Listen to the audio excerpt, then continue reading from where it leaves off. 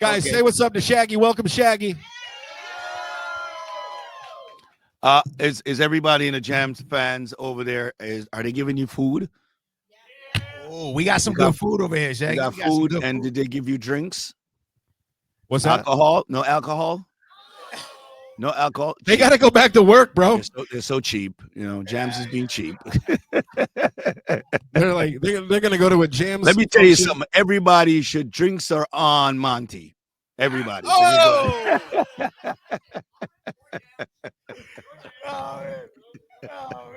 All right, somebody get on their phone, start ordering some bottles, and charge him. Yeah, just charge it. Yeah, I mean, double shots to everybody. Nice. Go the back show to work. this afternoon is going to be Lit. interesting. That's right. We're gonna keep it lit for sure. Hey, Shaggy, I want the people to know the one thing. Well, there's so many things that I admire about you, bro. I'm not just saying it because you're on this call. Yeah. I mean it. I mean, I say on and off, and people know me know that. Like, one, Shaggy is just, in my opinion, such a musical genius. So when I was down in Jamaica, right, we had a chance to listen to some music, some of the stuff that he's coming out with. And actually, ironically enough, the Til A Mawnin was one of the records that he played, that he first played, and he was vibing with. But he played like an onslaught of music. And I'm like, what?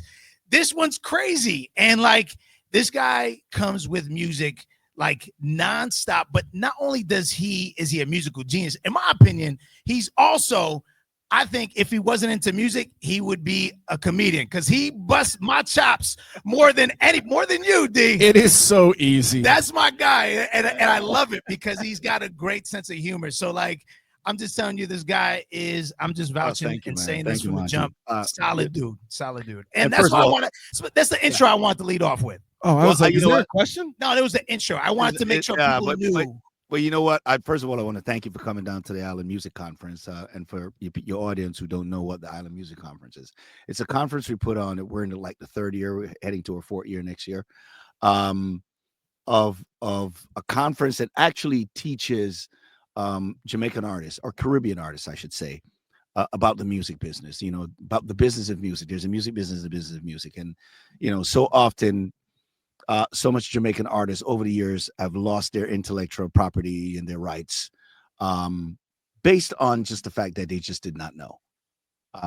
And so what we try to do is try to educate them. And some of it boils down to even artists going forward, and they have to have work ethic. And you know what? Monte and a few of our other DJs that we invited down, you know, they were on panels having discussions with a lot of artists and let them know just how important radio is. And supporting your radio, you know, your local radio, or whatever radio adds your record or play your record. You know, it's one thing for the radio station to play your records, is another situation for the artist to support the radio station. And it's a given. It's kind of, you know, a reciprocal situation where the radio station support you, you support them. You got to give them their drops. You got to show up. You got to go to their show to do their interviews and be on time. And so it was good for, you know, Monte and the other DJs that were there to actually say you're hearing it directly from, you know, programmers and DJs who play their records and say, okay, guys, this is what is required. And so that's what I just want to straight up thank you for being a part of it and coming down. And, you know, as far as the music that we drop, I mean, that we're playing, it was a validation for me, even though I make music kind of selfishly. You know, I try not to follow trends.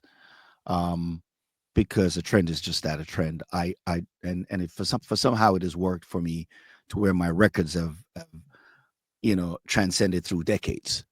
And I kind of make music selfishly in a way where I might make a record. I know what's out there, but I'm making it my way, how I hear it and how I feel it. But it was a validation when I was sitting in there with, you know, how many of you? It was like 12 of you guys or something like that? Yeah, it's 12, but it wasn't just 12 DJs. It was like the top DJs. Top DJs, 12 top. Yeah, top DJs. But it was a validation for me to play these records back to back and got like really natural reactions from them. You know, it wasn't like a gas up, because, you know, guys are on their phone like, and then they're, oh, what's that? You know what I mean? So to me, it made me feel like I was really on the right track. And it was very much a solid validation from all these real top DJs who was like unanimously saying, dude, you got some heat, you know what I mean? And it was really great. And of course, one of those songs was Till A Mawnin, and of course you were inspired by that record to actually create something else, which we partnered on, I'm just happy about the whole thing. Yeah, man. I heard that. When I heard that record, I'm like, oh my gosh, I love the record. I'm like, I just need to find a way how I can fit it in my normal mixes. And that's how that all came. I got inspired because like the whole room was just vibing to that record, and including myself. And I'm like, whoa, this is strong. Like, for those that don't know, Shaggy and Sting have such a huge, awesome relationship on and off like the studio. Like, they are that tight. And the cool thing is, like, having this particular record, when I heard this record, I heard other records, but when I heard this, I'm like, wow, this got this cool feel to it. I love it. I want to just do something. And then sure enough, I send it to our guy, Willie. I wasn't even trying to just put it in Shaggy's attention. I just wanted to, I love the record so much. You actually said you wanted to play, but the reggae version is such it's a slow tempo, it's a reggae record. I always say years upon years, I say to a lot of people that I'm kind of the superhero of this thing, because if you think about it, how much radios have are reggae stations? Probably zero. You know what I mean? You might, if you're lucky, get a reggae hour on Sunday. So how did this reggae guy get so many pop hits on mainstream radio that's dancehall on reggae? You know what I mean? To the tune of, 40, 50 million records. It's really believing in yourself and creating something that's a hybrid that could work with a mainstream radio and still connect with your core audience to where they're not looking at you like, oh man, he's a total sellout, man. You know what I mean? And you've been to Jamaica, that the core of Jamaica still rock with us, but at the same time, we still make records that have that appeal. It doesn't hit this glass ceiling, which a lot of records out of Jamaica, which we spoke about, is like they're hitting that glass ceiling because there's a formula that a hybrid formula that is needed to actually make it work. And part of that formula is finding that sound. And what you brought to it with that was that sound to let us move past that ceiling. So the reggae version was giving us to where we were hitting this glass ceiling. And then you came in an idea to let us move past the glass ceilings to where we could get, rhythmic radio and get a more festive and an energy vibe out of it. So the minute I heard it was like, dude, this is what is needed. Why don't you send us over and let us work on this together? And of course, the outcome was the Til A Mawnin remix. I guess I want to ask the question about how he landed on your remix then, because he just answered the question. It was clearly just the perfect fit for what he was. No, you know what? Willie was the one that played it for me. He sent it to Willie Daniels. Shout out to Willie Daniels. Yeah, shout out to Willie. And he played it for me, and I heard it right away. I said, "Yo, this is dope." And what Monte did, what was really unique, was he arranged the hook differently. He took my hook and arranged it with Sting's hook and made a different feel. And I thought that was brilliant. I was a little bit like, damn, why didn't I think of that? I was a little bit in my feelings. I was like, why did I think of that? Damn. But it was brilliant, and I brought it to Shane, my in-house engineer, producer, and we sat down and just kind of worked out a couple of kinks with it, and it came out brilliant. So kudos to you, Monte. You had a great vision, and it's great when you could work. I'm the type of person. That's why I stayed this long, because if you see my team. There are a lot of young people, and I sit with them and I create with them, and they bring ideas, and I'm open to anything that is dope. I don't care who it comes from. And I don't care what idea. I don't care if you're the guy in the corner of the room. You might say one word that inspires something great. I watched a comedy show from Eddie Murphy, and it inspired. It wasn't me. You know what I mean? So you don't know where the inspiration come from. It could be one line that somebody says that is funny or dope, and we was like, okay, all right, there's a song, you know. And speaking about that, Shaggy, I want this crowd right here to know how you came up with how the Moaning came up with a big hit of yours. I love that. We're fascinated, but we talk about that story all the time. On what song? Boombastic. Oh, Boombastic. Yeah, the track inspired it. So I had it was a track that was done with a King Floyd sample in it, and it's just I mean, and I'm driving to the studio in that, and all I could think of is moaning. Roll. Me too. Oh. And that's all I had was the, you know what I mean? It just felt, because when that bass drop, you just roll. You know what I mean? And then I think the word I got was, I kept messing with romantic, fantastic, you know, and by the time I got to the studio, and that whole record is a freestyle. It's just me just going in there and just coming off the dome of whatever it is I was messing with in the car on the way there. And when it was done, it was a song. And then, you know, my brother at the time, Sting International, who's the producer, he's really the producer on the record. I mean, it says Robert Livingston, but he was really the one that really cultivated and put those big kicks and those and all those sounds in it. He just kind of put it all together and made it something special. It became special, you know, how he did it. I remember him on the Eventide hitting it and fixing this record up to be something unique and fantastic. And to this day, I would call that my signature record because it embodies who I am. Definitely fair. Are you cool with some of your fans asking you some questions? Fire off. Do you have anything else you want to say before I go walk around these people? Let's see what the anybody have a question? Here. I probably should have prefaced this with, hey, does anybody have a question? Because if they don't have a question, my question seems silly now, doesn't it?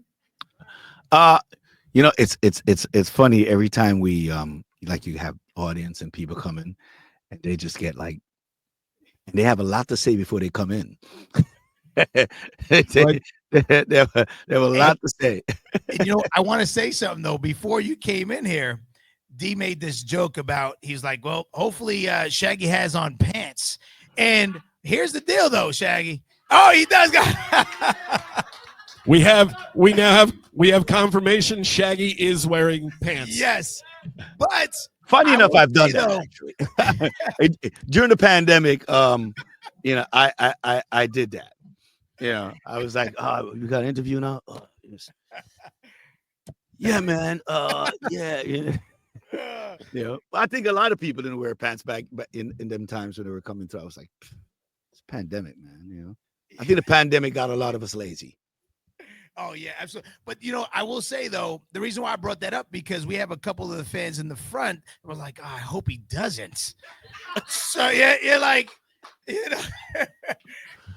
But now they're shy. But now they're shy though. Now they're shy though. So now there's no questions. It doesn't matter because yeah, if I didn't, you still wouldn't see it. You know, the screen isn't big enough. What's that? Do you have a question? Hang on. He can't. I didn't hear that. I see everybody laughing, but I didn't hear that. Yeah, he didn't hear it. Hang on. I said, can you take them off? Did you hear her? Please. I told you this crowd. I told you. Now listen, we opened Pandora's First of all, they didn't ask any question, and then that's the question. Right. Yeah. That's how Albany gets down. We just go from 0 to 60. Yeah, I do every night before I go to bed. So do you have any questions for Shaggy? No, we're good. Wait, can he take his pants off? No. All right, you're not allowed to ask any more questions. Hang on, I'm already back here. I'll get to you. Hang on, we got another one. I feel like Phil Donahue. Does anybody know who Phil Donahue is? Oh, you're going way back, man. You're going a little bit too far back, bro. My bad. You're aging yourself right there. I would like to hear a little bit of the Monte doesn't backstory. even know who Phil Donahue is. I don't, to be honest. I'm like, what? I don't. Wow. You're not okay. Hang on one second. He's like, wow. We're wondering why you know that, D. Why I know that I'm old. That's why. I'm older. I'm older. Not old. I'm only as old as I feel. 94. Yes. All right, we got a question for you. Hang on. My question's a little more boring. I'd like to hear the backstory to Only Love with Pitbull, one of my favorite songs. Oh yeah. Funny enough, I'm going on tour with Pitbull this summer in Europe. And Only Love was just one of those, funny enough, I did a song called I Need Your Love. I don't know if you know that song. I need your love. I need your love. Which was a top 40 record. And I got a call from Pitbull. It was like, yo, Shaggy, darling, yeah, congratulations, man. That record, hot. I got a record I want you on, And he was doing a Spanish album. And he wanted me to do a 16 on that for him. And I was like, okay, I'll do a swap with you. Why don't you do something on this track I have called Only Love, which I'm planning to make it my next single. And I was like, yeah, bet, And I did his track. And then he did my track. And we just kind of put it in. But we had so much scheduling problem because we were trying to get the video out and we were trying to follow up, we just couldn't, we couldn't get together on our schedule to actually make it done. And I was just like, we got to go. And we ended up doing it. But it was, it was a beautiful track because it really just spoke about love. It's an energy, it's a vibe. And only love will heal the world. So it was one of those really positive songs. So I'm happy you mentioned that, and I hope it's one of your favorites. But yeah, big up, shout out to Pitbull. All right, we got another question lined up for you, ready to go. I'm assuming this is the one I wanted you to come out on stage at SPAC with no pants on. So I don't know what's going to happen now. Oh Lord! But here we go. So yes, I saw you at SPAC in 2023, and you were absolutely wonderful. You were with TLC. Oh, thank you. Yes. Yes. Are you ever coming up this way again? There's first question. And number two, can you say something like to all of us ladies in the room in your super hot accent, please? Yo, it's Mr. Lover. You know that guy. Yeah. We're talking about the jams. Big up. Yeah. To D. Yeah. Monte. Big up. I like the fact that them coming in there and plan to come get some nice, cool, refreshing drinks with a little tip of liquid courage for you. Yeah, there we go. Yes. Lover style. No, I love touring with TLC and them. They're my sisters, and that tour really came out of one show we did. I think we did it in the Twin Cities, and I think it was over 10,000 people showed up the night. And I think the agents at that point was like, oh my God, them together really packed the house. So, and then we got along really, really well, because I think they had a problem with something on their, something with their banner, their equipment, their backline. Something was happening. And then some of my guys really jumped in and just kind of helped them out and made the show happen. And, Chilean was like, yo, we would love to tour with Shaggy. So we went ahead and did it. It was a very successful tour. We had a lot of fun, a lot of great vibe. And, as far as what I'm coming back to, absolutely, I'm sure I'll be coming back to it. This year, though, we're going to be in Europe because, like I said, Pitbull and I are going out in Europe. And we have a commercial from Mr. Boombastic with the Panda, which is Fiat. Huge campaign throughout Europe. And, we're also have this promoting this new song with me and Sting at the same time, and the re-release of Mr. Boombastic. So there's a lot that is happening in Europe. So we have to be there. So I might have to do the US the next round, but we might do some spot dates here or there. But as far as a full-fledged tour, we'd have to schedule that for maybe another year. Nice. I think we got another question for you. And I hope you enjoyed yourself and you didn't want your money back. She said it's one of her favorites. Oh, bless your heart.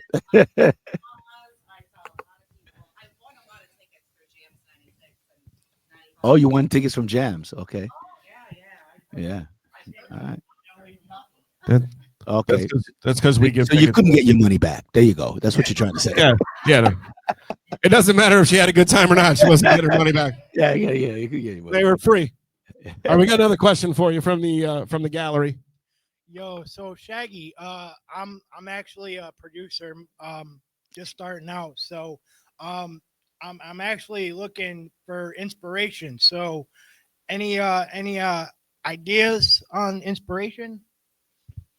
Like what inspires you to do your music? I mean, to get up every morning and do something you love has to come from inspiration.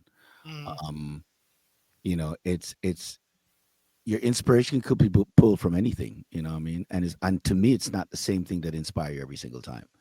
Right. It's different things at different times throughout the day sometimes, and sometimes throughout your life that inspires you. I think what keeps me going this long is the fact that my genre, though it's a incredible genre that has birthed so many things, birthed reggaeton, it has birthed hip hop, it is in arguably birthed Afrobeat, you know, and has impacted the world. You know, you see everything that's happening with Lady Gaga or Doja Cat or Doechii or any of that. That's all Grace Jones, you know, out of Jamaica. And a lot of you might be like, oh, who's Grace Jones? Grace Jones is the icon that really created. She was the first one that was doing all of that, you know, crazy type of artistry. And though it's an important genre, you know, and we are part of popular culture, we're not as represented. We don't hit every platform. Myself and Sean are probably the only two that has hit a platform. So I find myself hit the mainstream platform. So I find myself in a position that even if I want to like back off, I can't back off because I'm one of the few representative of this culture. So I have to keep going until there's somebody else from my culture that gets to that level. You know? Right. Yeah. So right now you have a lot of guys that I think are very talented guys, and a lot of guys, and that's why we educate them. But to get the culture to where you get a seat at the table, to where you're having conversations with Live Nations, you're having conversations with, you know, the iHearts, the JAMZ, the Sirius XMs, you know, the major players in the game, and having a seat at the table, that only comes with you know, leverage. And hopefully what we're trying to do is educate enough people, let enough people know that this is achievable. And I have to stay on top of that, myself and Sean and anybody else who can help us to stay on top, to make this culture and this genre still become represented in the mainstream. And so that's part of my inspiration every day, to keep doing it. And then you got people who help me out, like Sting, who love my genre and was inspired by the genre. You know, Every Breath You Take and King of Pain, those songs were written in Jamaica. You know, some of the early Police songs, like you know, Roxanne, these songs, they were heavily influenced by reggae music, you know, and ska. And so he's a big fan of the culture, and really kind of helped me to give back to the culture and use his platform to help us promote the culture at the same time, because he was also a recipient from the culture, you know, of the culture. So I like teaming up with a lot of them. I teamed up with Spice, I team up with Sean, I team up with everybody that I can, just to get it, you know, just like I'm teaming up with Monte right now to help us get the culture moving in another way. So respect for that one. Yeah. So my inspiration comes from my genre and my country and the position that I find myself in. So you just got to pull your inspiration from wherever it is that makes you get up at night and makes you not sleep, and make your mind think about it, and you obsess about it and say, this is what I want to do, and it just kind of becomes air. Good point. Thank you, Shaggy. Yes, sir. Anybody else? Any other questions that don't involve Shaggy taking off clothes? What's that? Favorite collaboration? Favorite collaboration? I have one of my favorite collaborations is Rayvon. A lot of you might not know who Rayvon is. Rayvon is the guy that sang Angel. He's the guy that sang In the Summertime, and is on my new album. We just did something. It's always. I just think him and I voice, we complement each other. My other favorite person to collaborate with is Sting. It's Raven as far as the fact that we started together, so it's really always good to make records with him. But Sting would be my favorite collaborator in the fact that I learn so much from him. I'm always learning where Sting is concerned. Sting taught me how to sing. Like I was a dancehall DJ. I could toast. I could, I could rhyme. I could do all of that. But Sting taught me how to own melodies, not just do. I used to do melodies, but owning the melody was a different situation. And Sting taught me and believed in me being a singer.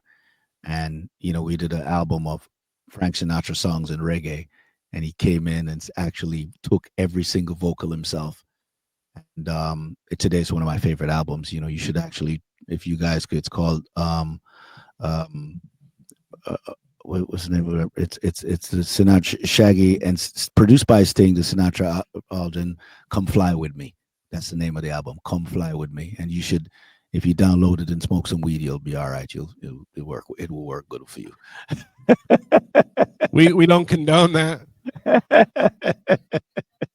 It doesn't mean I condone it.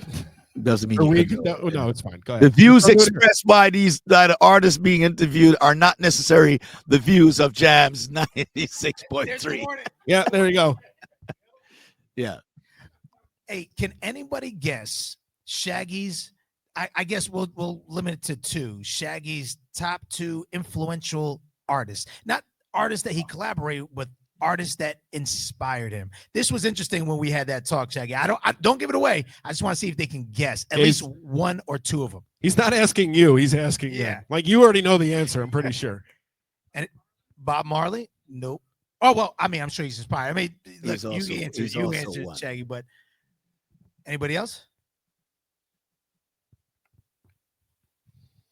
Huh? You got an answer? Desmond Decker. I don't know who that is. It's a big one. Desmond Decker is a big one too. Very unique voice. Very unique voice. By the way, Monte, I'm inspired by multiple artists, but I think I know the two that you're, yes, specifically talking. I just thought this was amazing. I'm just gonna say it. We had this talk, and the two people that he told me, I'm like, wow, I didn't expect. I initially was maybe a reggae artist, like how you thought, right? Which I'm sure he's inspired by, but this hit me off guard. Was Bill Withers and Billy Joel. Yeah. Everybody, did you hear that, Shaggy? Everybody, wow, what? Well, I think Bill Withers is an incredible genius because if you think about the amount of songs, he didn't make a lot of records. But the ones he made stood up. Just the Two of Us, Ain't No Sunshine, Lovely Day, One Round in Your Life, Lean on Me, Grandma Hands, and he's one of the most sampled artists in the game. He was on an independent label. So if you think about how records were promoted back then, where big money was behind a lot of mainstream white act, to have Billy make these records that was just as big as those records and actually outlasted a lot of those records that big money was behind, and he just did it with him, is pretty incredible. So I have a lot in common with him because I don't think he was a guy that had a lot of machinery behind him, but he just made some great piece of art. Billy Joel, in the sense that, one of the greatest songwriters there written. I've had an opportunity to meet him a couple of times, and just his artistry, he's incredible. He's incredible as a songwriter, and as a piano player, and as a guy that create melody. And those are just some of my favorite songs. But I also have other favorites. I'm a big fan of like Lionel Richie and Burt Bacharach, and of course Bob Marley, and a lot of people who I think are great songwriters. Jimmy Cliff is also, I'm a big Jimmy Cliff fan too. toots. So, I work with I've met a lot of my heroes, but I still admire them to this day. Don't put me on the spot. What am I doing? I got something. I got something. He's like, no, you go. Sure. Yeah, I'm like, wait. I didn't want to hog it. I was like, wait. I'm like, I like Billy Joel too. Yeah. So I want to play this game. If it is really hot, you got to say it's boombastic. If it's not Shaggy approved, you got to say it wasn't me. All right. So, but I'm going to start it off, but I want to pass it off to the crowd here. The first one I'm going to start off with is Crocs. According to Shaggy, Crocs. We didn't ask you. We're asking Shaggy. Is it She's like, or it wasn't me? Like, meaning, look, Crocs out with right now we have it where people are busting out with like their jeans down to their the knees and rocking Crocs and like trying to be gangster. Is that boombastic or is that? I've seen it. I just saw it actually in Walmart. Who's trying to walk around? Did you? Just saw it in Walmart. You just followed up. You said trying to be gangster in Walmart. In Walmart. Yeah. Hey. Nope. Walmart. Imagine you get stick up. Or robbed by somebody in Crocs. Think about turbo mode. You have a sport mode. Sport mode. Oh, there's a sport mode function. So is it? Yes. Okay. All right. So I would say it's boombastic. Okay. The comfortability. Look. Not just the comfortability, but they're making them a lot more stylish these days. Yes, and a lot of people are wearing it. But so okay, it's boombastic. Anybody else boombastic or it wasn't me? What do you guys want to know about Shaggy? No, not Crocs. Do you have one for Shaggy that you want to know? Is he? Wait, everybody has an opinion. Some people are saying it wasn't me. Some people they all wanted to tell us about their opinion on Crocs. Boxers or briefs? Why is everything going back to this man's drawers? Yeah, Commando. No, it's gotta be one or the other. So briefs. Briefs, are they boombastic or it wasn't me? Wow, that's boombastic. Uncomfortable for me now to. Yeah, it gotta be boombastic, man. I mean, you need something to hold, hold the package. All right, you don't have to elaborate. We get it. Oh, the ladies want you to elaborate, and we're like, okay, wait. No. So we're going with boombastic for briefs? I would think so. Okay. Boombastic. Okay. Anybody else got a boombastic or it wasn't me question? Oh, you're shy to say it. She's Go ahead. You can say it. She just asked the man if he was cool with briefs or boxers. Yeah, and before that okay. No, but anybody else? That's yeah, wait, we got one. iPhone or Android? Oh no, it's one of the. So it's got to be one or the other. Yeah. So iPhone. Is it boombastic or it wasn't me? Well, I do have an iPhone. So it is. And I would say it's boombastic. I'm not a tech guy. A lot of people like Android because it takes better pictures. I'm not super on the picture thing. I do take some pictures here and there, but I'm not like, every day, like, I'm not doing that. I guess it really boils down to your lifestyle. But for me, iPhone definitely boombastic. Okay. All right. And we'll try to finagle that into a sponsorship deal for you. There you go. Is that what it is? We got you. Try to make you some more money. All right. I'll work with it. We got another one? Yeah. Anybody else? Anyone? I got one. The remix to Til A Mawnin, boombastic or it wasn't me? It wasn't me. Definitely boombastic, man. Hell yeah. Let's go. Yes, Hell yeah. Let's go. You know what? That record it's just summer, man. It's summer. It's feel good. I see everybody in your audience, somebody in pink, they're in blue, it's colorful. It's a colorful audience. The track itself is a colorful track. It makes you feel like you're on vacation, even if you're not. And it makes you feel like you want to go on vacation when you hear it. It's just that kind of a record that it brings joy. And, I think that remix really lifted and brought it to that place. Well, first of all, I want to thank you for backing up everything I told him about the song when he played it for me. Because the first thing I said to him, I go, yo, I love the way you rework the hooks to mix Shaggy in with Sting. Yeah. And then I also said it's the song of the summer. Oh, bless your heart. Well, so you know what I mean, it's JAMZ, you know what I mean? So I know you guys are making the song Summer to Summer, you know what I mean? Thank you. We're gonna do our best to make sure that the capital region up here is definitely vibing all summer long to the track. Fantastic, my brother. Fantastic. Any other questions for Shaggy from the gallery that couldn't come up with questions earlier? You want to make them? We're gonna put Shaggy on the spot, make him freestyle. Don't feel obligated. Hey, he's like, I gotta warm my voice up. You know what it says? Freestyle.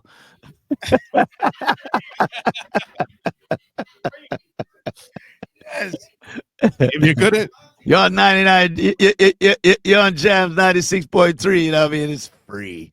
Everything's free. If you're good at something, they got drinks and it was free.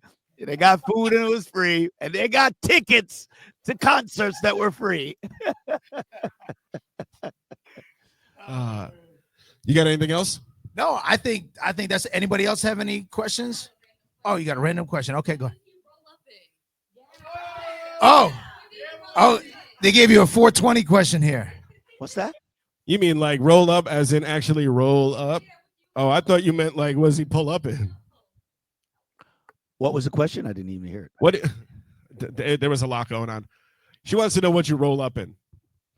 Oh, I'm not really a stoner, to be honest with you. I just talk a really good game. Everybody's like, what? Yeah, wow. Everybody in my band is. Every single person, you know. So I'm a secondhand stoner. Nice. I love that everybody was like, what? There are people in this world that don't smoke weed. I don't know. Yeah. Surprise. Yeah.